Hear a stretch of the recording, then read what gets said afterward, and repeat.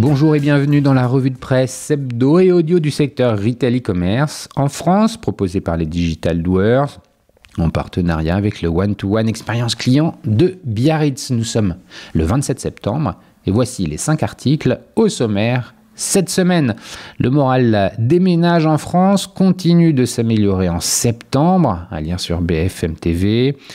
L'IA générative au service du e-commerce, innovation et personnalisation à grande échelle, à lire sur e-commerce mag. Concurrencé par le e-commerce et les vêtements de sport, les magasins de vêtements sont en souffrance, à lire sur BFM TV. 10 commerçants à plateforme de mode, Zalando amorce un nouveau tournant, à lire sur République Retail. Et enfin, le groupe H&M annonce ses résultats financiers sur 9 mois, à lire sur e-commerce mag.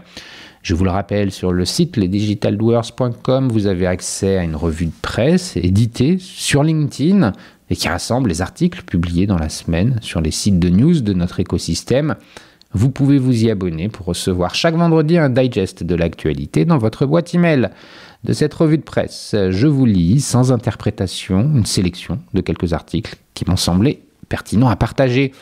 Par ailleurs, cette semaine, je vous invite à découvrir l'émission autour du commerce communautaire dans l'épisode 198, l'occasion de parler stratégie de marque et communauté de consommateurs avec Johan Rico, cofondateur de Shopopop, et Charles Senot, cofondateur de By Charlot. Je vous souhaite donc d'ici là une bonne écoute, évidemment, toujours sans coupure.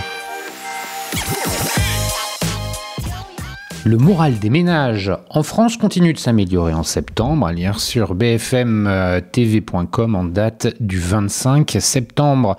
La confiance des ménages français s'est améliorée pour le 3e mois consécutif en septembre, a annoncé mercredi l'INSEE. Il s'agit donc du 3e mois consécutif de hausse du moral des ménages en France en septembre. L'INSEE a annoncé ce mercredi que son indicateur de confiance des ménages français s'est établi à 95, en hausse de 2 points par rapport à août, tout en restant sous sa moyenne de longue période de 100.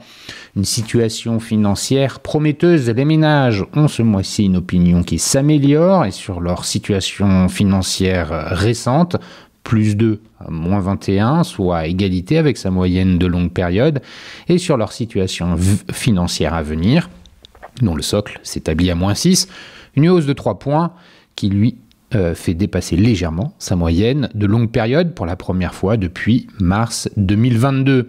De même, les ménages ont une meilleure opinion de leur capacité d'épargne, à la fois actuelle et future, les deux dépassant nettement leur moyenne de longue période.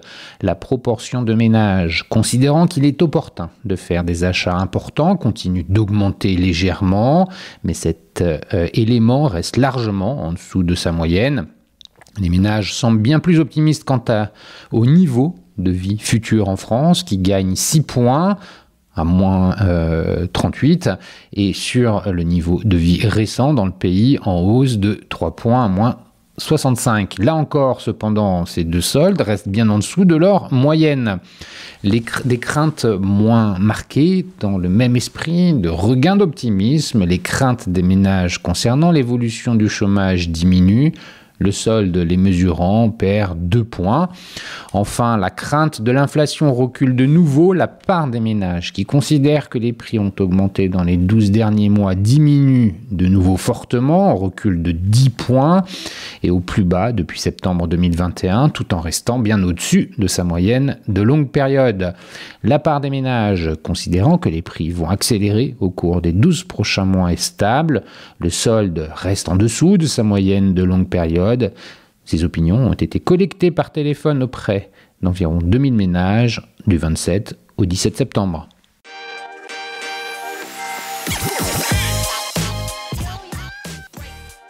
L'IA générative au service du e-commerce, innovation et personnalisation à grande échelle, à lire sur e-commercemag.fr en date du 23 septembre. La 8e édition de l'étude sur l'innovation dans l'e-commerce, réalisée par KPMG et la FEVAD, prend cette année la mesure de l'ampleur des transformations induites par l'adoption de l'IA générative par ce secteur d'activité et dresse un panorama des opportunités d'usage pour les entreprises et leurs équipes. La croissance annuelle a été solide pour le secteur du e-commerce en 2023 avec plus 10,5% et la révolution de l'IA générative est déjà en marche. C'est notamment ce qui ressort de la 8e édition de l'étude de KPMG et la FEVAD. Les cyberacheteurs français ont ainsi passé en moyenne 60 commandes au cours de l'année pour un montant total de 4 055 € et le secteur a généré en 2023 un chiffre d'affaires de près de 160 milliards d'euros. Les ventes de produits et services connaissent toutefois des évolutions différentes.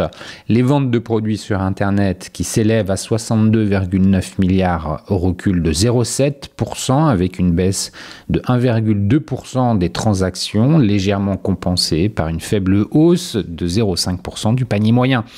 Le secteur des services connaît quant à lui une forte croissance de 19% de ses ventes par rapport à 2022, des transactions qui ont augmenté de 11% et le panier moyen de 7%.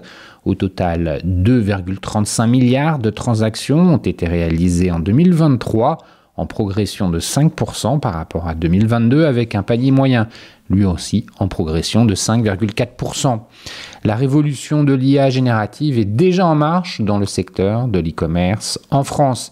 Alors que l'e-commerce français atteint avec ce chiffre d'affaires de près de 160 milliards un nouveau plateau de maturité, l'IA générative pourrait encore changer la donne avec 71% des entreprises visant à mettre en œuvre leur première solution d'IA générative d'ici 2 ans.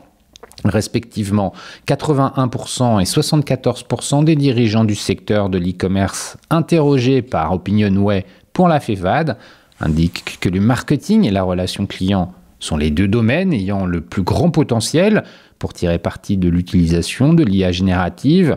L'IA générative est considérée comme l'innovation la plus prometteuse par 97% de ces 118 dirigeants de sites e-commerce français interrogés. Dans le détail, 73% d'entre eux sont optimistes quant aux opportunités d'augmenter la productivité grâce à l'IA générative et 72% conviennent que l'IA générative ne remet pas en question la confiance dans l'entreprise. KPMG et la FEVAD dressent un panorama de toutes les opportunités d'usage ouvertes par l'IA générative. Celle-ci va transformer l'e-commerce tant en termes d'expérience client que de performance des back-office, assistants virtuels au service de la conversation client. Les consommateurs sont aujourd'hui plus informés et souhaitent une navigation rapide, transparente et intelligente pour répondre à ces nouvelles demandes. Les chatbots conversationnels basés sur l'IA générative représentent une solution plus performante. L'IA générative pour développer le social commerce, celle-ci analyse les conversations associées aux pages des e-commerçants pour identifier les tendances et les sentiments des clients, permettant ainsi aux marques d'améliorer leur analyse des besoins des clients. L'IA générative pour repenser les personal shoppers, celle-ci apporte la connaissance des clients basés sur leurs préférences, leur historique de visite et des achats, ainsi que les recherches effectuées. Cette approche enrichit l'expérience client en offrant des conseils personnalisés plus pertinents. Le service client augmenté, l'IA générative peut contribuer à améliorer la qualité et la rapidité des interactions, ainsi qu'aider les e-commerçants à renforcer la proactivité dans la gestion de leurs services clients. L'impact de l'IA générative sur la gestion des stocks et de la livraison de nombreux géants de l'e-commerce tels qu'Amazon, Rakuten, Alibaba ou Walmart ont intégré des outils d'IA générative, voire développé leur propre modèle de langage pour renforcer leur compétitivité dans la gestion des stocks, la prévision de la demande et l'optimisation des parcours de livraison.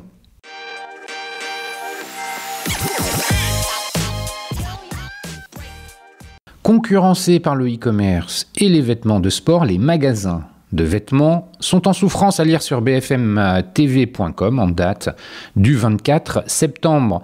Les magasins de vêtements et de chaussures connaissent d'importantes difficultés depuis les années 2020 face à la concurrence des magasins de sport et des spécialistes de la vente en ligne. Le prêt-à-porter traverse une zone de turbulence, ou plus exactement, ce sont les magasins de vêtements et de chaussures qui connaissent des difficultés chroniques depuis une dizaine d'années.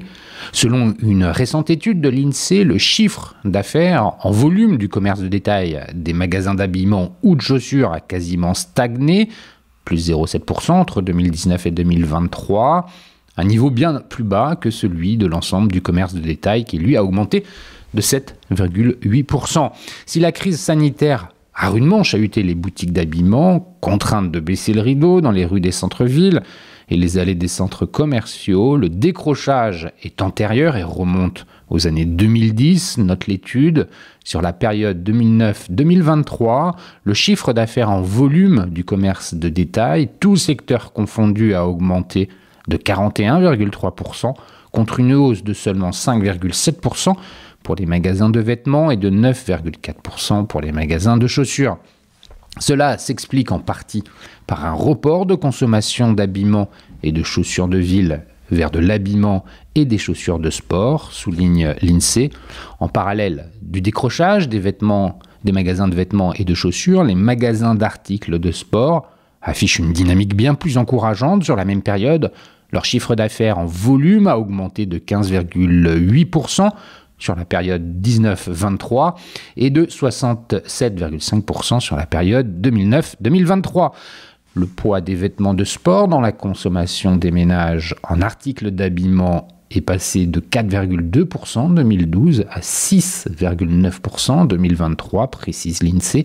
Certains articles initialement conçus pour pratiquer des sports ou des loisirs sont entrés dans la vie de tous les jours, sans oublier le succès des sneakers. Une partie de la clientèle s'est ainsi détournée des boutiques classiques pour les magasins de sport où vêtements et chaussures représentent plus du quart des ventes. Concurrence de la vente en ligne. Par ailleurs, les magasins de vêtements et chaussures affrontent la concurrence féroce des spécialistes de la vente en ligne, tels que Vipis partout ou encore Showroom Privé, ces derniers proposant une offre de produits plus diversifiée et une politique de retour plus flexible que les boutiques physiques, note l'INSEE. Cette dernière évoque également le succès des grandes plateformes étrangères, Amazon, Chine, Temu en tête, qui ont chahuté le commerce physique à leur tour. L'essor de la seconde main entre particuliers de plus en plus populaire au travers de plateformes comme Le Bon Coin ou Vinted pourrait également expliquer ce décrochage du secteur de l'habillement depuis une dizaine d'années, avance l'étude.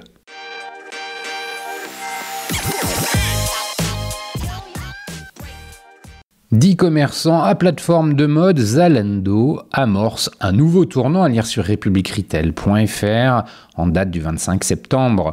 Laura Toledano, directrice générale de Zalando France UK et Irlande, vient de dévoiler une nouvelle plateforme de marque. L'ambition, s'ancrer un peu plus dans la mode en multipliant le contenu et les conseils pour devenir la référence de la mode en ligne. À l'assaut des fashionistas, Zalando entre dans une nouvelle ère et marque ainsi un peu plus son positionnement d'expert de la mode, un choix annoncé par Laura Toledano, directrice générale de Zalando France, UK et Irlande, qui vient de dévoiler une nouvelle plateforme de marque avec l'objectif de façonner la mode en ligne. C'est ambitieux et cela demande beaucoup d'innovation, mais cela fait partie de l'ADN de Zalando, estime la dirigeante. Nous nous sommes construits sur la connivence avec la livraison gratuite. Cela ne suffit plus de distribuer des marques et de livrer vite. Désormais, il faut inspirer sur la plateforme et être efficace dans la vente en même temps. Derrière cette stratégie, la dirigeante cherche notamment à cibler les plus gros e-acheteurs de mode en ligne qui représentent 20% du marché en volume, mais les 2 tiers en valeur. Par ailleurs, Zalando entend séduire 2 générations, les millennials et la Gen Z, qui sont toutes les 2 consommatrices de mode en ligne. De l'inspiration et de la donnée. Dans cette logique de renforcer son positionnement d'expert de la mode, Zalando, qui réalise 14,6 milliards d'euros de GMV au niveau groupe, avec 50 millions de clients actifs en Europe, joue sur plusieurs leviers. D'une part, l'e-commerçant veut renforcer encore plus la dimension conseil. 85% des consommateurs disent avoir besoin d'être inspiré. Ce pourcentage monte à 96% sur la Gen Z et 72% de l'inspiration se fait en ligne, chiffre la directrice générale. Pour répondre à ce besoin, Zalando propose des looks créés par des influenceurs et a même ajouté sur son site des stories, des formats de vidéos courtes et verticales qui font le succès d'Instagram. Par ailleurs, l'e-commerçant puise dans ses données pour en extraire du contenu, par exemple en indiquant aux internautes les articles les plus vendus sur la dernière semaine. Dans quelques semaines, un agent conversationnel basé sur l'IA générative va être ajouté sur le site. L'objectif est d'aider les e-acheteurs à trouver le produit qu'ils veulent en utilisant le langage naturel. Il faudra attendre pour le tester en live. Derrière ce service, il y a un défi technique important, car pour que le personnel shopper soit pertinent, les fiches produits ont dû forcément être enrichies en termes de caractéristiques. Une approche locale dans l'offre. Deuxième pilier de la stratégie, Zalando veut travailler son offre pour un choix plus durable, avec un ancrage local et un service de livraison efficace. Depuis 18 mois, nous avons accéléré le référencement des marques désirables et de qualité comme Marine Serre, Sesson, Sœur, Nodeletto, Versace, Maison Kitsune, précise la dirigeante. L'extension de l'offre se fait via la marketplace qui représente 35% de notre chiffre actuellement, ou en wholesale. Si tout est centralisé à Berlin, nous avons désormais des Français qui se chargent des marques françaises ainsi que la création d'actions de marketing localisées. Ainsi, nous avons lancé il y a peu une grande campagne avec Kawaii uniquement dans l'Hexagone. Zalando entend également élargir ses catégories, notamment sur le segment du sport et sur le luxe. Nous voulons devenir un multispécialiste, indique Laura Toledano. Le sport est indispensable pour 85% de nos clients, alors que nous avons uniquement 27% de nos clients qui achètent ce type d'article chez nous. Nous avons revu l'offre pour pouvoir proposer les marques phares. La navigation a aussi été repensée par sport, incluant les produits, les conseils et les contenus adaptés. Concernant le volet luxe et créateur, Zalando a créé un univers dédié, noir et blanc, pour créer un écrin digital plus sobre, attendu par le secteur. Nous avons de bons résultats avec quelques marques, souligne la directrice générale. Le secteur souffre en ce moment. Nous leur offrons de nouveaux leviers. D'une part, nous partageons une cible commune, la Gen Z. D'autre part, via Zalando, les clients peuvent mélanger produits de luxe et moins luxe et ainsi toucher une audience qui n'irait pas dans leur magasin. Changement du programme de fidélité et nouvelle plateforme logistique. Enfin, dans ce plan de transformation, l'e-commerçant tient à conserver ce qui a fait son succès, à savoir les services. Ainsi, Zalando ouvre un nouveau centre logistique en France. 300 millions d'euros ont été investis pour construire ce site de 20 000 m², complètement automatisé, situé en face du centre Colissimo. Et en octobre, le programme de fidélité fait aussi peau neuve. D'une part, il devient gratuit, contre 14,99 € avant, avec un système de points qui valorise les achats et également toutes les interactions qu'un internaute aura avec Zalando. Toujours dans cette logique d'engager un peu plus sa communauté de fans.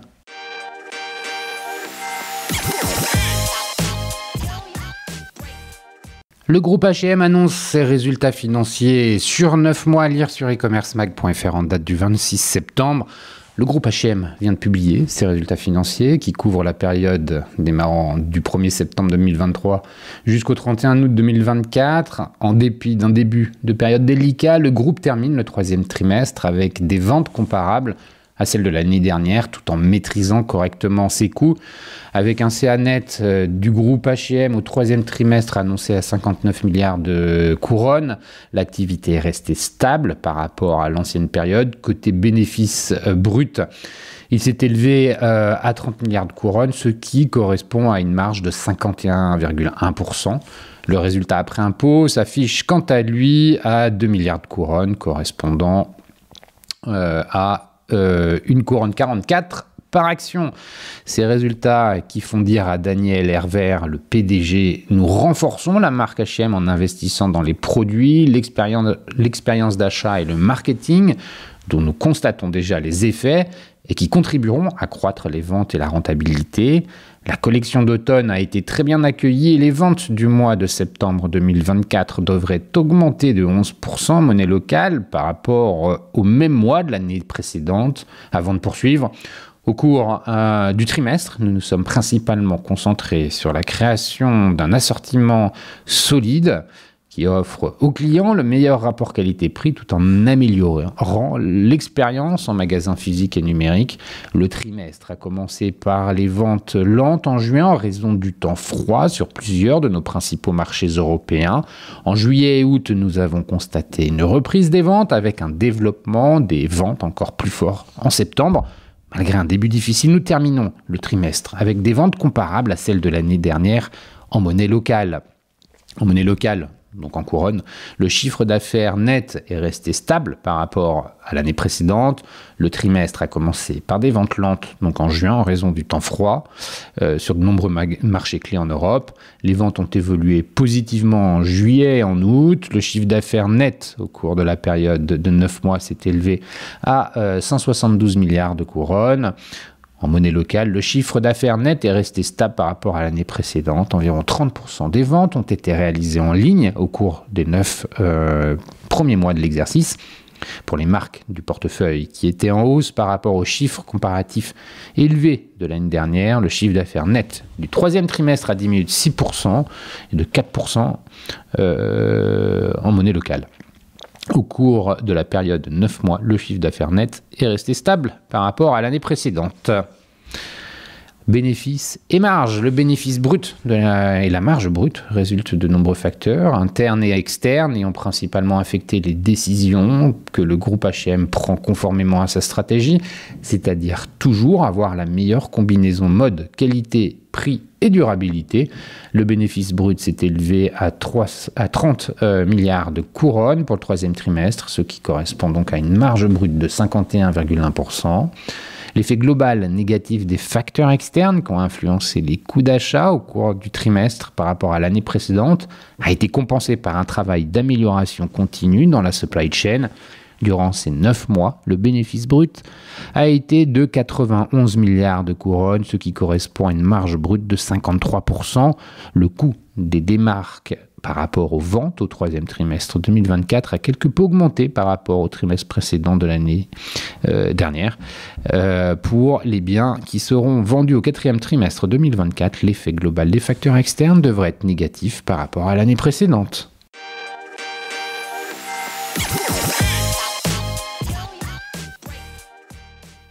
Et voilà, c'est fini pour cette semaine. Merci de m'avoir écouté. N'oubliez pas de vous abonner à la revue de presse sur le site lesdigitaldoers.com. Si vous aimez l'exercice de cette revue de presse Retail e-commerce dans sa vision audio, n'hésitez pas à me le faire savoir en m'envoyant des messages sur LinkedIn et mieux encore en la faisant connaître autour de vous. Enfin, un dernier message d'auto-promo avec les Digital Doers. Je produis des chaînes de podcasts thématiques pour les prestataires de services de notre écosystème. Donc, si vous souhaitez animer la prise de parole de votre marché, c'est l'occasion d'inviter des clients et des prospects à venir converser avec vous autour de votre proposition de valeur. Vous êtes intéressé, alors contactez-moi. D'ici là, portez-vous bien et à la semaine prochaine.